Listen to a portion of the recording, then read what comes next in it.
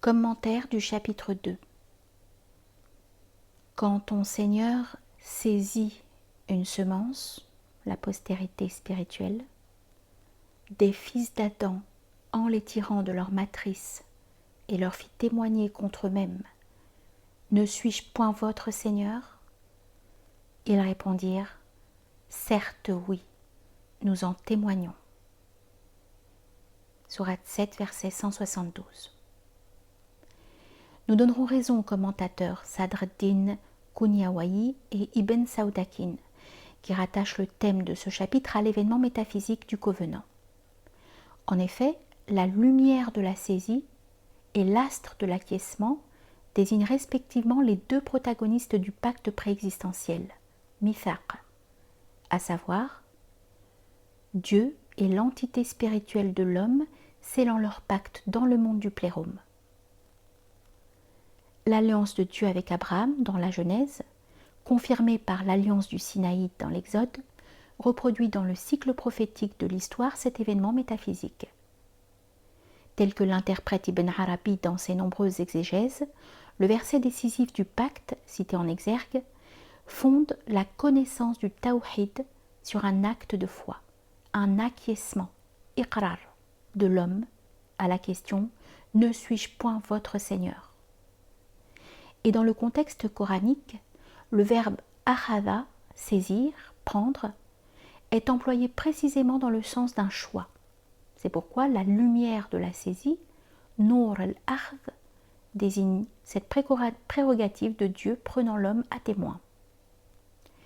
Ibn Arabi glisse d'ailleurs un renvoi discret à ce pacte originel qui engage toute la création, à propos de la louange des minéraux. Seulement, ce témoignage est une louange involontaire, alors que l'acquiescement de l'homme au tawhid de la divinité est un engagement volontaire, fondant sa servitude et conséquemment sa walaya ou élection divine. Certes oui, dirons-nous encore. Mais il y a là autre chose. La semence des âmes tirée des reins de l'Adam primordial correspond à l'état de l'embryon dans la matrice et figure alchimiquement le stade minéral de l'être, à partir duquel s'effectue l'évolution, ou plutôt l'assomption jusqu'au rang de l'homme véritable, qui est l'homme parfait, Insan Kamil. Et si Dieu recommande aux pèlerins d'imiter les minéraux, c'est parce que leur inertie, leur passivité même, fournit l'exemple de la servitude absolue, Ubudiyya mutlaqa, que Dieu exige de la part de l'homme.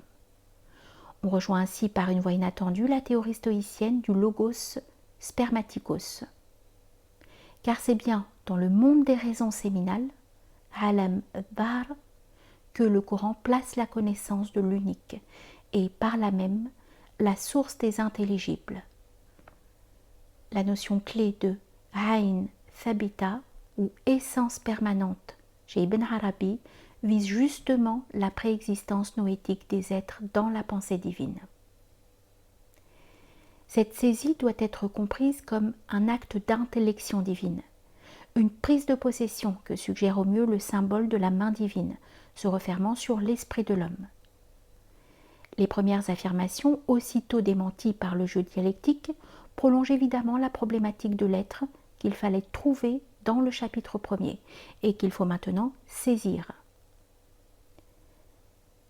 Le début du dialogue montre que l'enjeu est la connaissance que chacun des deux interlocuteurs a de l'autre. Tu me trouves et ne me saisis pas. Je te saisis et je ne te trouve pas. La saisie est identique au délaissement, etc. Comprenons, le fait de saisir quelque objet ou réalité spirituelle est le principe de son abandon. Finalement, l'homme doit renoncer à saisir Dieu s'il veut le trouver. Et il doit accepter pour le trouver d'être lui-même saisi, empoigné par lui. On ne peut appréhender qu'un objet déterminé, advenant et donc illusoire. C'est par le renoncement à capter Dieu qu'on le trouve, puisqu'il dépasse toute faculté et est au-delà de la saisie. Instructive est la manière dont le shir aborde cette aporie de la connaissance dans le Kitab el-Fana, lorsque Dieu interpelle l'homme et lui ordonne « Prends », répond « Toi », car moi en réalité je ne prends pas. Prendre est un acte et je ne le fais pas pour moi-même. C'est toi qui prends, dit le pèlerin, car tu es l'agent. La même évidence est confirmée ici lorsque Dieu dit « C'est moi-même qui saisis » et simultanément, il se dissimule à l'homme dans cet acte. L'adepte de cette contemplation est contraint de renoncer à la folle ambition de saisir Dieu. Il doit donc dépasser les ressources de l'intellect en allant au-delà de la saisie pour être témoin de la toute-puissance de Dieu. Et voici la première séquence. Le pèlerin voit surgir une main, c'est la main de Dieu, attribut de la domination qui se referme sur l'esprit de l'homme pour lui découvrir les mystères des réalités invisibles.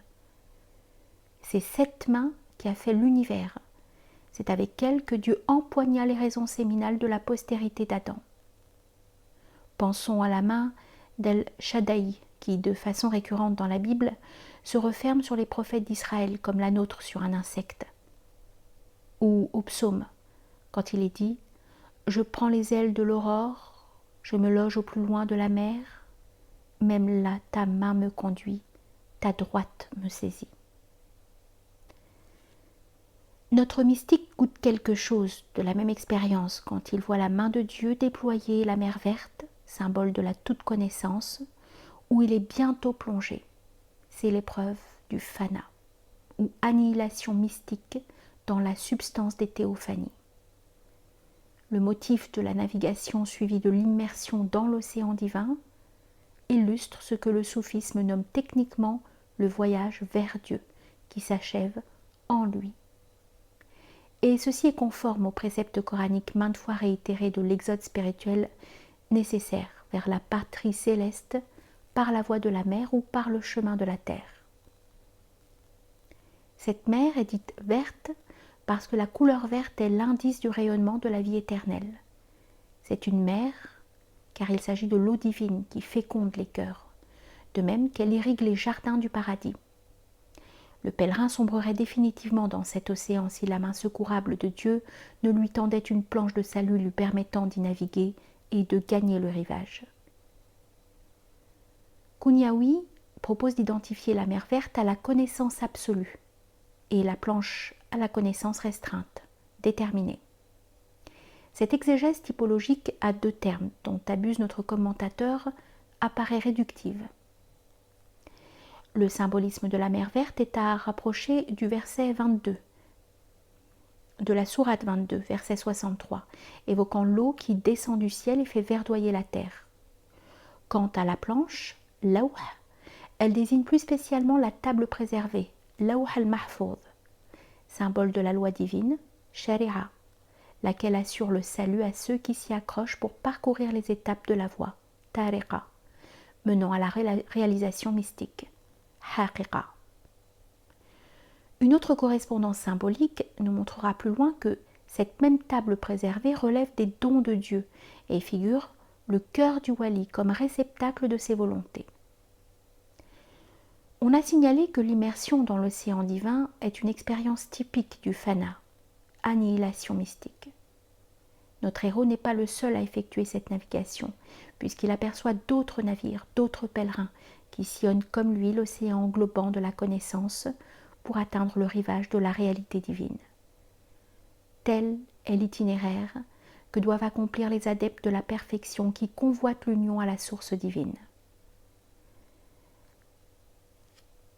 La navigation de Noé, qu'interprètent Ibn Arabi et Souravardi, illustre le même thème.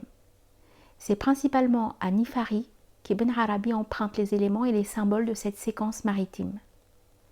Le motif de la navigation dans les eaux divines qui nourrit l'exégèse patristique, chrétienne et islamique, exigerait une étude comparative recueillant les sources scripturaires.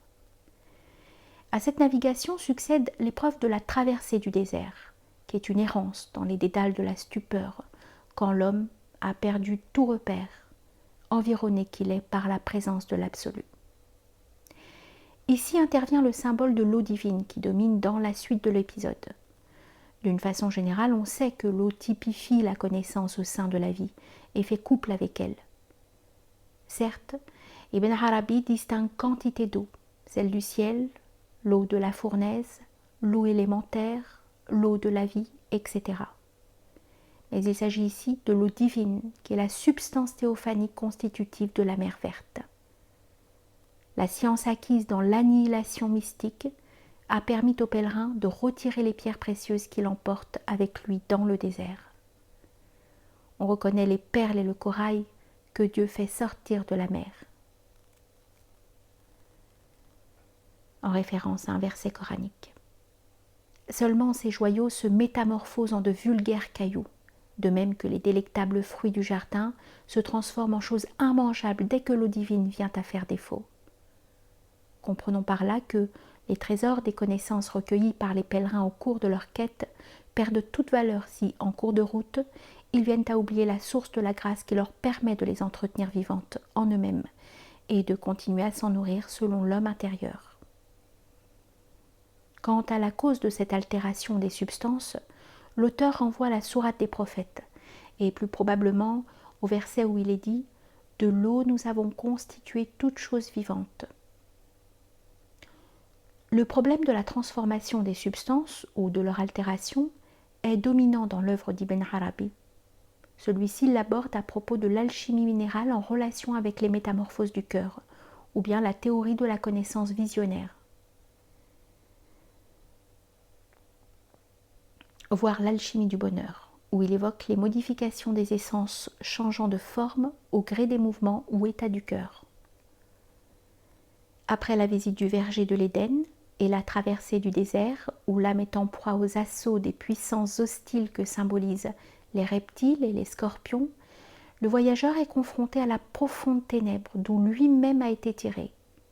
Et là, il doit ôter ses vêtements et renoncer même aux précieuses connaissances acquises pour comparaître nu devant son Créateur. Là, l'homme se retrouve tel qu'il est en sa nature propre. De même que Moïse reçut l'ordre d'ôter ses sandales devant la théophanie du buisson ardent, pareillement, notre pèlerin doit ôter ses vêtements, c'est-à-dire se dépouiller de tous les voiles propres à la nature humaine, car elles font obstacle à la contemplation essentielle. Il s'agit de l'expérience caractéristique du tajrid, séparation, dénuement. Et Dieu lui dit « Vois comme cette ténèbre est bonne, puissance sa clarté, et combien sa lumière est éclatante. » L'éclat de la théophanie essentielle frappe l'homme de cécité intellectuelle, tout en lui révélant la transcendance de celui qui est. Telle fut l'épreuve de Moïse au Sinaï. Tu ne me verras point. Aussi bien, nul n'a jamais vu Dieu, selon l'évangile de Saint Jean, et comme l'enseigne Denis l'Aréopagite, c'est l'excès de la lumière divine, qualifiée de ténèbres suressentielles, d'après le psaume, qui aveugle l'homme et le rend incapable de contempler Dieu face à face. Elle exprime l'ignorance humaine devant le mystère divin qui est impénétrable. Dans le soufisme, c'est un des aspects sous lesquels se présente le lahut, ou monde de la déité pure, également appelé raïb mutlaq, mystère absolu.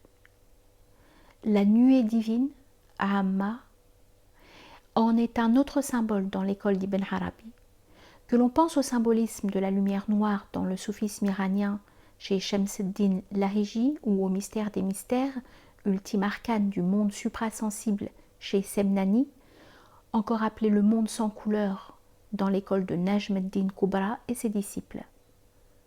Cette plongée dans la ténèbre divine ou nuit de l'esprit est un retour au néant supressentiel d'où l'homme a été tiré. Ibn Arabi l'évoquera dans d'autres passages du livre. Mais cette ténèbre, abîme de la transcendance divine, est également le lieu d'où se lèvent les lumières divines. Et contrairement aux autres êtres qui ont été tirés d'une lumière d'entre les lumières de Dieu, l'homme a été suscité à partir de cette ténèbre-là qui est le fond le plus intime de la divinité. Songez à la nuit obscure expérimentée par saint Jean de la Croix. Cet enseignement apophatique prolonge l'idée d'après laquelle Dieu a créé le monde de la ténèbre. Cependant, il arrive que l'auteur envisage aussi la ténèbre comme la possibilité à l'état pur que constitue la création. En ce cas, il s'agit de la ténèbre de la possibilité qui est la plus forte, car elle est l'essence de l'ignorance. Notre chapitre s'achève sur le paradoxe d'une ténèbre qui est en vérité la source de la lumière, et ce par quoi l'homme est capable de saisir le divin par le via negationis.